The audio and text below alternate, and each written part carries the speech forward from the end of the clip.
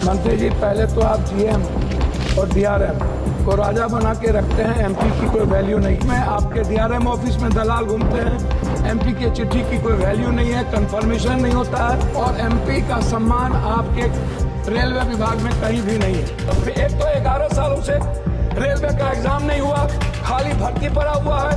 कोई एग्जाम 11 सालों में नहीं हुआ, बैंकिंग की नहीं हुई। आप हमको बताइए ना, कैसा एग्जामिनेशन हुआ, कितना एग्जामिनेशन आप दे रही है?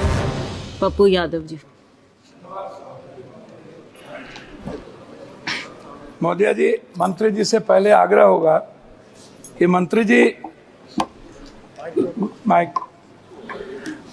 पहले तो आप जीएम और डीआरएम को राजा बना के रखते हैं। एमपी की कोई वैल्यू नहीं।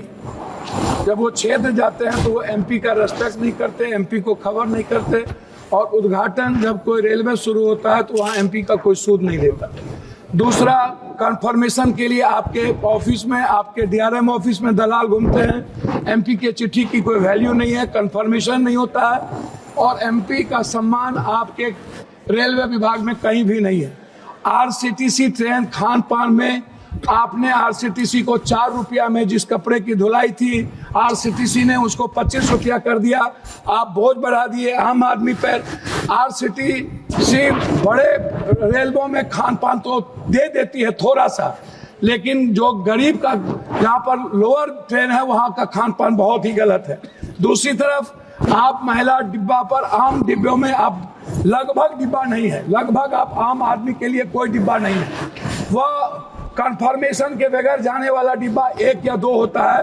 12 डिब्बे हुआ करते थे, अब 1-2 होता है।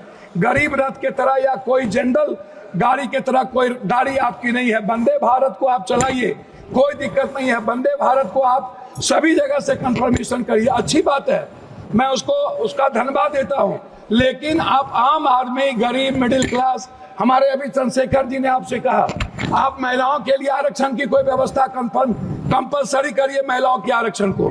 और दूसरी तरफ 4 आदमी हम ट्रेन में जा रहे हैं, 2 आदमी का कंफर्म हुआ, 2 आदमी का कंफर्म नहीं हुआ, हम पर आप बोझ डाल देते हैं। उसके बाद हमसे पैसा वसूला जाता है, हमारे परिवार को रोक दिया जाता है, और हम भीतर में कितने पैसे वसूले जाते हैं इसके बारे में मैं नहीं कह सकता हूँ। इसीलिए उस परिवार का क्या होगा जिसका 2 कंफर्मेशन होगा, 2 नहीं होगा, इस पर हम कभी सुधार की बात हमने नहीं की। दूसरी चीज, जो ST SC EBC और जो छात्र प्रतियोगिता में जाते हैं, एग्जाम देने जाते हैं बाहर, क्या सरकार की कोई दिलचस्पी? एक तो 11 सालों से रेलवे का एग्जाम नहीं हुआ, खाली भर्ती पड़ा हुआ है। कोई एग्जाम 11 सालों में नहीं हुआ, बैंकिंग की नहीं हुई। आप